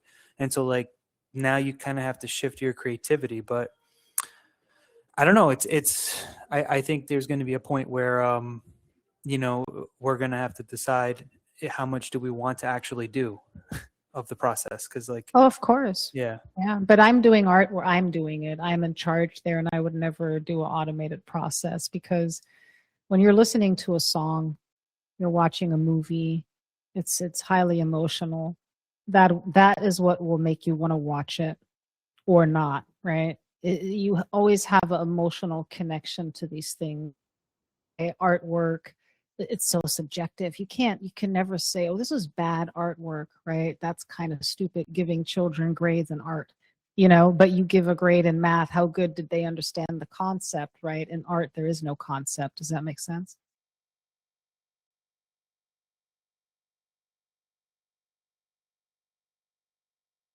Yeah, It's for just sure. it's gonna the shapes in which we form our understanding around will of course change. It's just how things are presented is what's going to dictate like what we do. And I think AI is just going to keep changing and getting more advanced and becoming more autonomous. But what's going to not change is the people telling them what to do. Yeah, And that's right, true. I don't and see it I think differently either.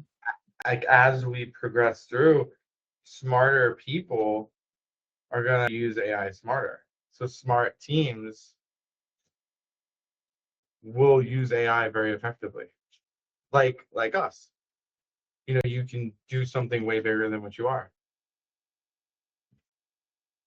That's definitely true. That's the beauty of AI. That's beautifully said because you can do something that's just bigger than you. It's crazy, right? All the crazy stuff we can do now. So yeah. And like I've just been talking to you guys, like we've been having this conversation, and I did this on purpose because I want you to see, like, look at this.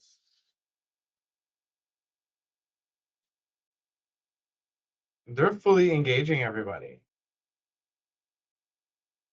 They're like doing stuff.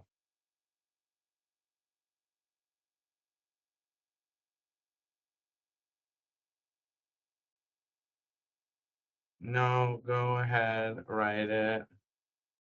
So crazy. And that's what VR said right now. See, he was like, check in. Now it did not go crazy. It's waiting for me.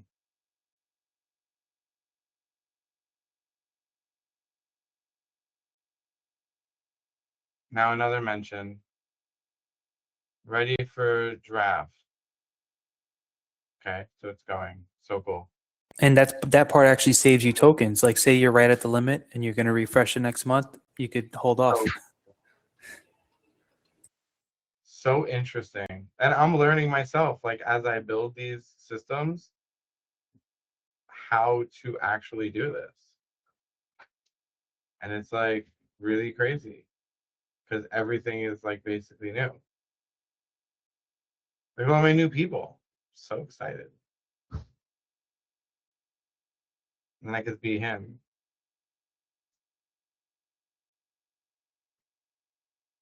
And then he'll engage the team. And I can go to the team. And I can always ask a PM. That is so cool. Love that feature.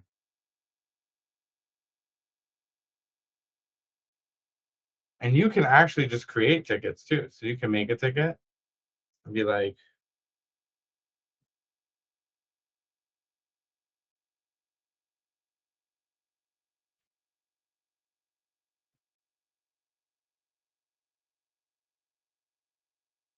and then I would tag in like the peeps.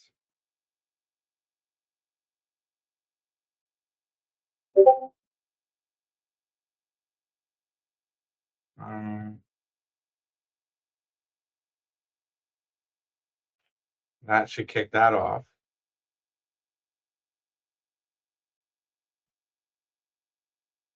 It's like happening right in front of me. So cool. Routed to you. So this is like a very different way of using AI. Like I literally had to get used to this. But you don't have to do this. This is meant for like if you have a lot of tasks, this is the obvious way to do it. Because they ask questions, it goes slow, it doesn't overdo it. And when it's like actually done, it's like really done. And then there's milestones. So this is another question I got today. So a milestone's a bit different than a task. So a milestone would be like,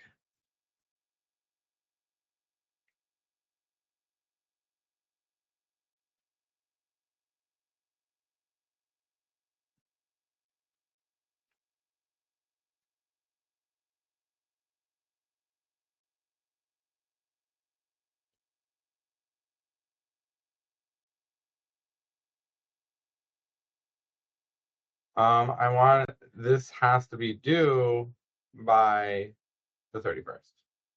That's a milestone for our agents to work towards. How insane is that? And agents could like add things to the milestone, a ticket in the milestone. Did you hear about the story of the guy who he basically said, I told his agent he has to make enough money to keep himself alive? Oh my gosh. Did it work? Yeah, I think he made a couple $1,000. Sorry, I stopped sharing. My bad. So I got a message right now, and this is their draft. Pretty cool.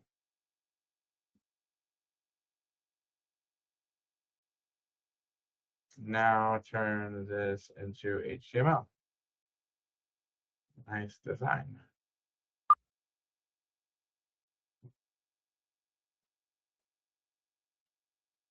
And so it works with the other parts and the other agents to create this, I guess, I can't really see it because it's in MD, but it is like a blog article. But Oh, it's is the gonna, next hackathon going to be an agentathon? we have a few ideas. We definitely have a few ideas. And so the final product from our agents, so cool.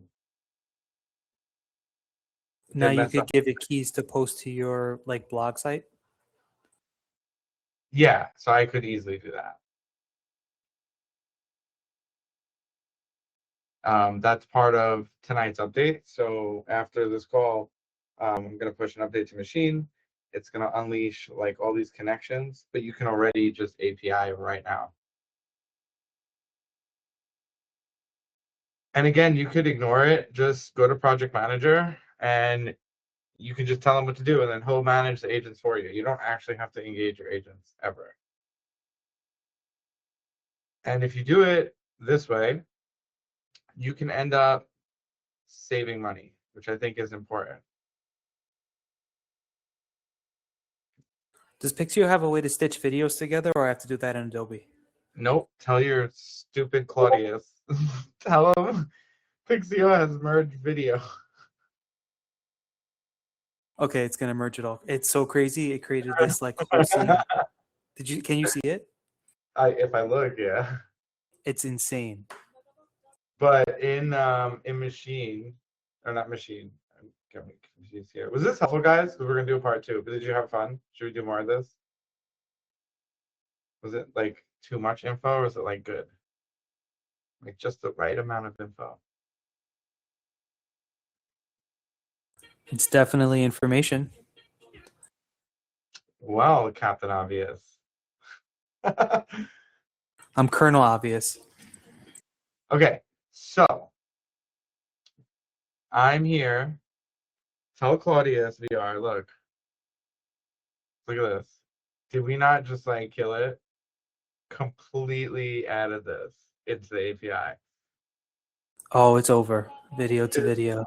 over. Tell Claudius though, 4 at a time. Don't play no games. But there's a cheat. Do you know the cheat? Let's see how smart you are tonight, VR.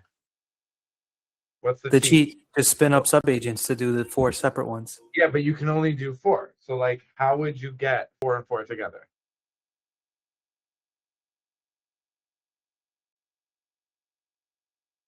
Another API key?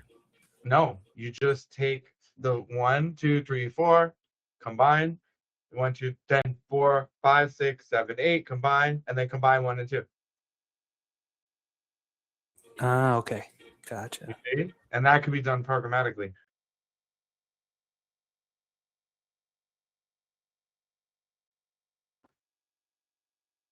I'm gonna have to update the skill for that. Wait, what? I said I have to update the skill for that. Yeah, you got to tell the skill that we have merge video. Also, while you're there, right? There's audio to video, so you can add an audio to a video. Like, there's no AI involved here. It's just strictly adding audio to the video. It's just a script that stitches it together. So if you have like a backing track, which you can generate using one of these music models. Yeah, it used the Minimax to make the soundtrack. Wow, so cool. I feel like you're being more exploratory because of the agent. It's figuring out new things to use in Pixia, which is honestly pretty crazy. Well, yeah, the agent's doing all this. I would have been sitting here one image at a time. Well, I think it's difficult because you need a system, and that's what we had to build first, which is Pixio V2. If we didn't build V2, none of this is possible. For real.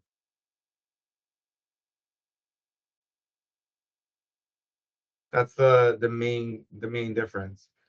And for all of you out there using agents, definitely use this to tell your agent how to do things, because the agent can make mistakes.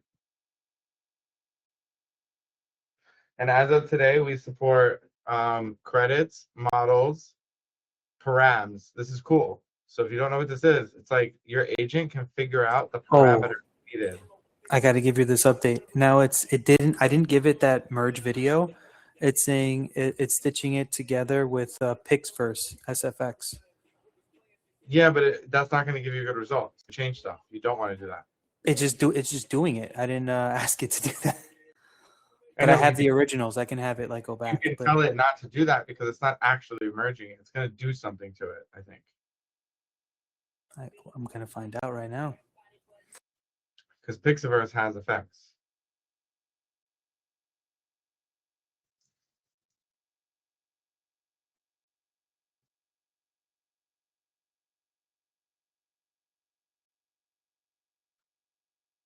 I'm checking.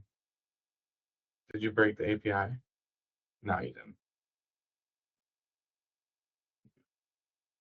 Also, guys, if you are using this Pixio API thingy, remember it tells you when you get your key. It's the really important thing. So I'm going to go there so you can see. It tells you how many you can do at a time. You have to tell your agent. This is like a really hard stop for your agent. And you cannot delete API keys, right? You can just revoke them. But they work natively with your credits. So you don't need to buy anything extra or do anything extra. Free users cannot use the API. You just need a plan to use the API. And if you have maker mode, you can do 3 at a time. And if you don't have maker mode, you could do 1. So you just have to tell your AI, I can only do 1 at a time, wait till 1 is complete, then do the other one.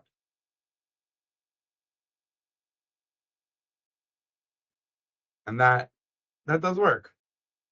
What did you do for concurrency VR? Did you say just do 3 at a time?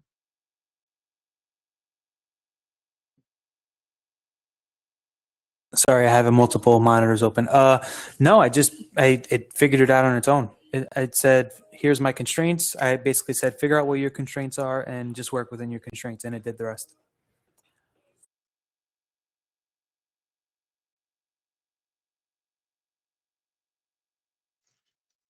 Okay, that's good. So it ran into an error and it was like, oh, I can't do that. Yeah, and then it said, okay, let's figure out how many I can do. And then it said, oh, I can do it 3 at a time. And then it just added that to the memory.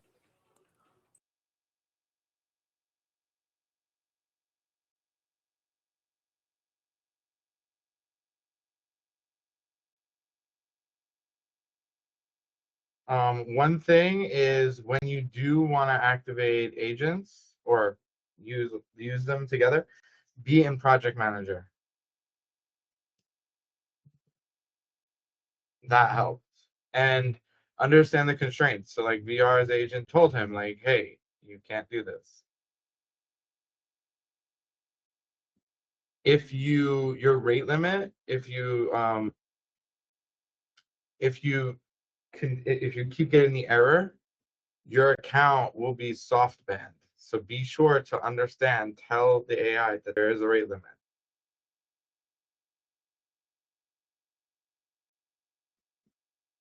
And if you do that, you should be good. And make sure you're always posting to the upload. So for you, VR, you want to tell your AI, like, new update, make sure to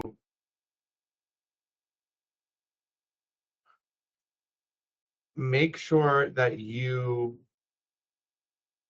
upload all media and get a Pixio link to use. So add that because that's a new update. That will make images fail. Yeah, but it gives me the link right away. As soon as I'm finished, it says, here's the link.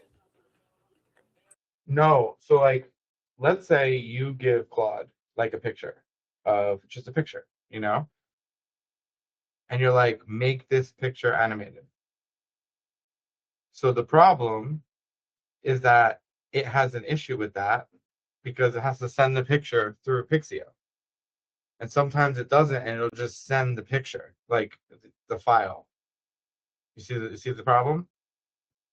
So you have to upload it first. So there's an upload endpoint for Pixio.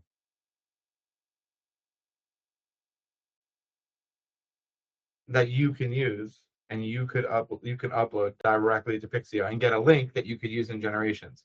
So the flow would be like, upload media, get that media, use that media in any edit image if you provide the image, or if you say edit this image that you just made, it needs to get a link from Pixio. Makes sense. It has to be, easy to access and on the same API. Well, that, and if it's like giant, we allow you to fix this. And I also am going to patch a bug in Pixio that's going to not allow like 5K images. So if you try to upload like 4K is the limit, for input. If you do 5K, we're gonna compress you to 4K. And that's one of these things that I've seen recently.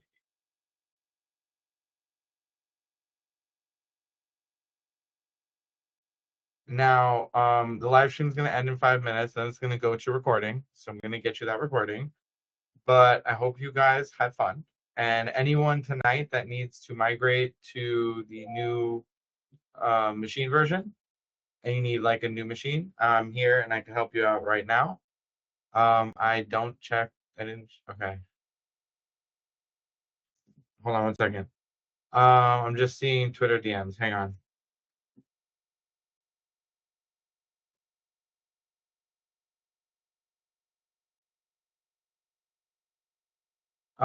If you